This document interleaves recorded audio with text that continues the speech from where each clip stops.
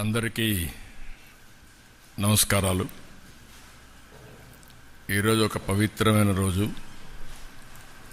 శ్రీ సేవాలాల్ మహారాజ్ 286వ జయంతి కార్యక్రమాన్ని మనం జరుపుకుంటున్నాం. ఈరోజు భారతీయ సామాజిక మత సంస్కర్త గోర్ బంజరాల ఆత్మాతిక గురువు సేవాలాల్ మహారాజ్ 286 సంవత్సరాలకు ముందు పుట్టి ఈ ప్రపంచానికే ఒక దశ దిశ నిర్దేశించారు. అందుకనే ఈరోజు బంజారా గ్రామాల్లో ప్రత్యేకంగా ప్రజల్లో కూడా అందరూ కూడా ఆయన్ని గుర్తు చేసుకుని పూజిస్తూ ఆయన మీద ఎప్పటికీ తగ్గనటువంటి ప్రేమ అభిమానాలు చూపిస్తున్నారు. మనందరం ఒకసారి ఆలోచిస్తే మనదొక పుణ్యభూమి. ఎందరో మహానుభావులు ఈ తెలుగు నేలపైన పుట్టారు. అలాంటి మహానుభావులు పుట్టిన ఈ నెలలో మీరు ఒకసారి చూస్తే ఒక వెనుకబడిన జిల్లా అనంతపురం జిల్లా గుత్తి మండలంలోని రామ్జీ నాయక్ తాండాలో రామావత్ గోత్రంలో భీమా నాయక్ ధర్మణిమాత దంపతులకి సేవేలాల్ గారు జన్మించడం, అది కూడా 1739వ సంవత్సరం ఫిబ్రవరి 10వ తారీఖున జన్మించారు. అప్పటికి ఎగ్జాక్ట్గా 286 సంవత్సరాలు.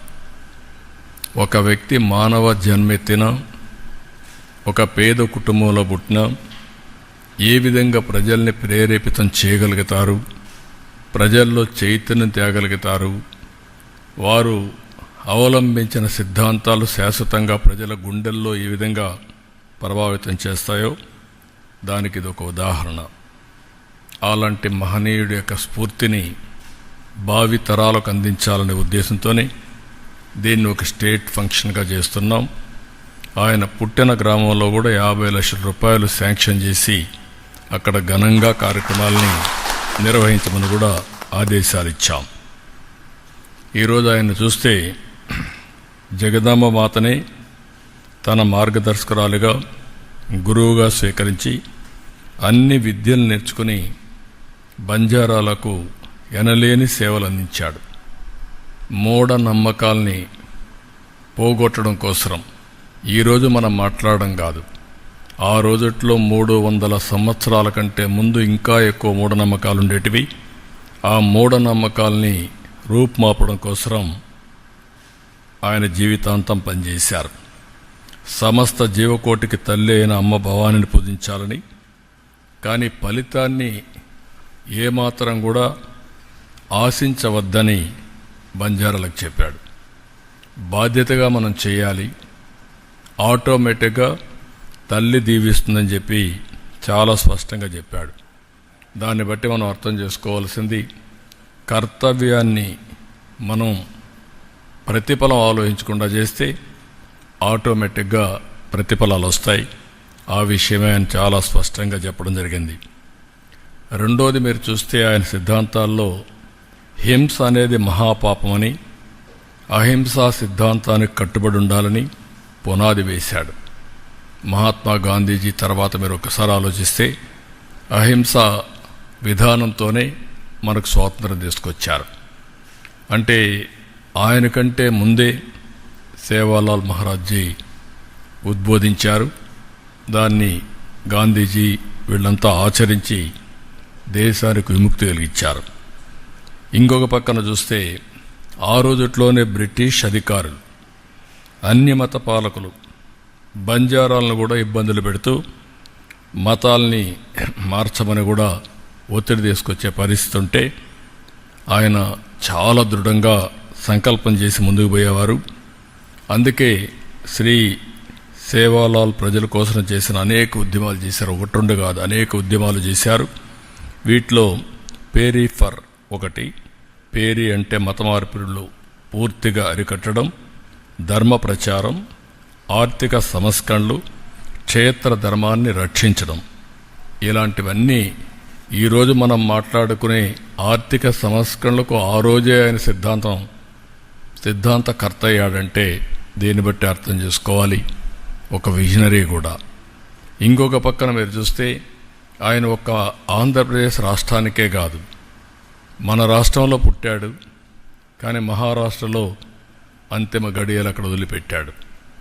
ఆయన దేశమంతా కూడా తిరిగి విద్య, వైద్యం ఏ విధంగా ఉండాలి, ఎన్నో విద్యాలయాల్ని, అదే మరి ఆరోగ్య కేంద్రాలని ఏర్పాటు చేయడానికి దోహదం చేశాడు. సమాజంలో మానవత్వం, సాధారణ జీవితాన్ని గడపడం, అహంకారం లేకుండా ఉండడం, పేదలకు సేవలు చేయడం ఆయన చూపించినటువంటి సత్యాలు మనకు. ఆ మార్గాన్ని అందరంగా అవలంబిస్తే తద్వారా సమాజానికి ఎంతో మేలు జరుగుతుంది. ఆ విషయం కూడా గుర్తుపెట్టుకోవాల్సిన అవసరం ఉంది. ఈరోజు ఈ ప్రభుత్వాన్ని కూడా మీరు ఒకసారి ఆలోచిస్తే అందరి మనోభావాల్ని కాపాడుతూనే సమాజ హితం కోసం పనిచేస్తాం. ఈరోజు అందుకే నేను ఒక మాట చెప్పాను.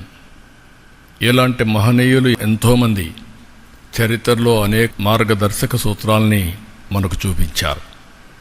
ఆ తర్వాత వచ్చిన ఎన్టీ రామారావు గారు ఆలోచిస్తే తెలుగుదేశం పార్టీని పెట్టి పేదలకు ఏ విధంగా సేవలు చేయాలనో, ప్రత్యేకంగా గిరిజనులకు ఏ విధంగా అండగా ఉండాలనో చేసి చూపించిన నాయకుడు నందమూరి తారక రామారావు గారు.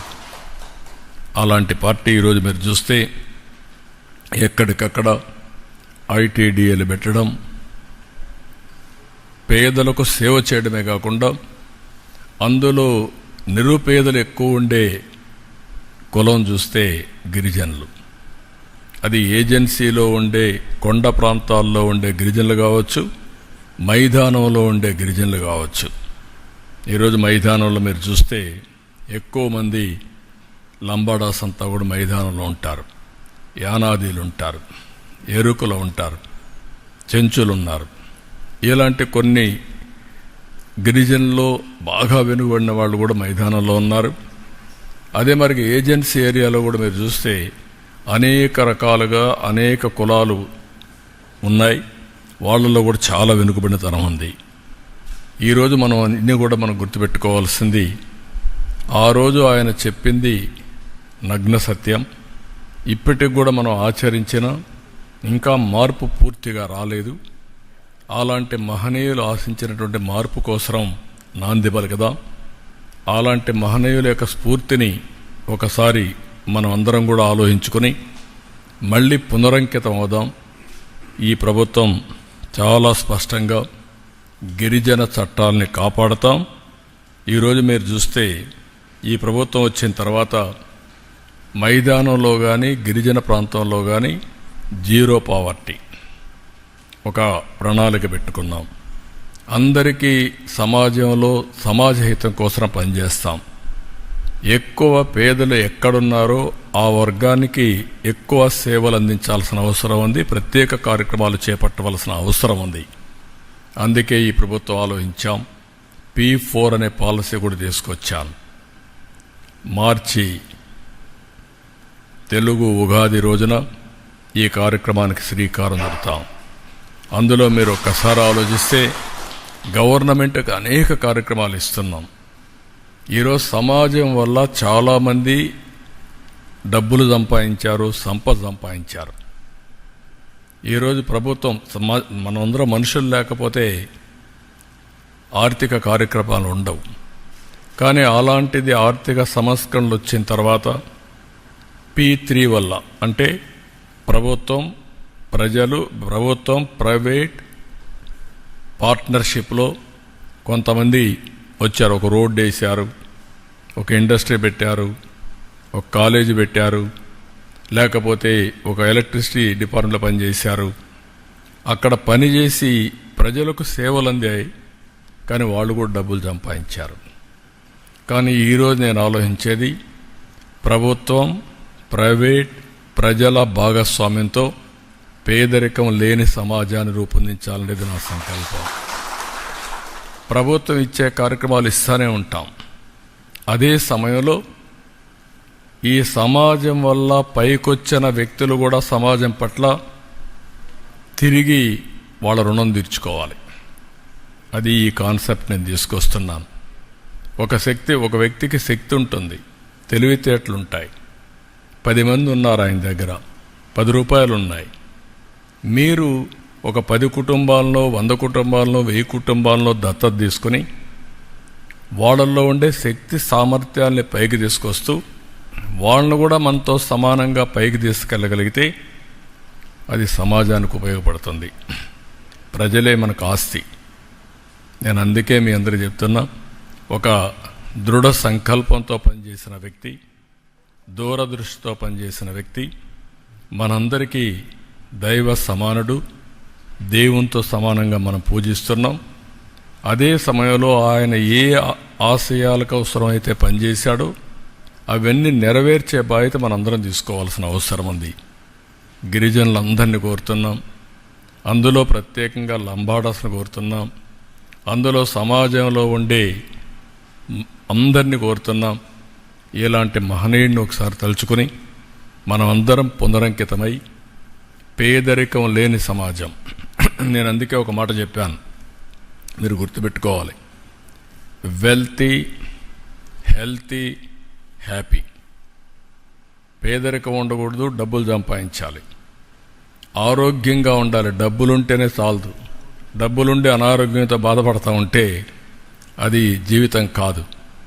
డబ్బులుండి ఆరోగ్యంగా ఉండి ఆనందం లేకపోతే అది జీవితమే కాదు. మనిషే పుట్టింది ఆరోగ్యంగా ఉండాలి, ఆనందంగా ఉండాలి, హ్యాపీగా బతకాలి.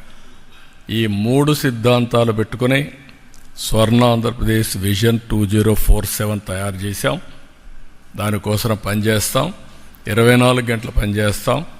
ఈ సమాజంలో ప్రతి ఒక్క పేద వ్యక్తికి అండగా ఉండే విధంగా పనిచేస్తాం. దానికి మీరు ఒకసారి చూస్తే శ్రీ సేవాలాల్ మనకందరికి ఆదర్శంగా ఉండేట్టుగా ఆయన ఆశయాల్ని చిత్తశుద్ధితో అమలు చేసి మనం లంబాడాస్నే కాదు గిరిజనుల్ని అన్ని విధాలా పైకి తీసుకొస్తామని మరొక్కసారి మీకు తెలియజేసుకుంటూ, ఒకప్పుడు నేను సమైక్య ఆంధ్రప్రదేశ్లోనే 500 జనాభా ఉంటే చాలా తాండాలు పేదరికంలో ఉన్నాయి. అక్కడ మెజారిటీ లంబాడాస్ ఉన్నారు, పెత్తనం మాత్రం అగ్రవర్ణాలది ఉందనే ఉద్దేశంతో ప్రత్యేక తాండాలుగా అన్నీ కూడా పంచాయతీ చేసింది తెలుగుదేశం పార్టీని చేశాం. ఆర్థిక సహాయం కానీ ఎమ్మెల్యేలు చేశాం, తర్వాత మంత్రులు కూడా చేశాం. మొట్టమొదటిసారిగా మీరు చూస్తే చందూలాల్ ఉండేవాడు వరంగల్లో, ఆయన మంత్రిగా చేశాం. తర్వాత అక్కడ చాలామంది ఎమ్మెల్యేలు కూడా చేశాం. ఇలాంటి కార్యక్రమాలన్నీ మనం శ్రీకారం చుట్టాం. మీలో కూడా సమర్థవంతమైన నాయకత్వం రావాలని, భవిష్యత్తులో మీరు అన్ని విధాలా బాగుండాలని మనస్ఫూర్తి కోరుకుంటూ అందరికీ నమస్కారాలు. జై హింద్.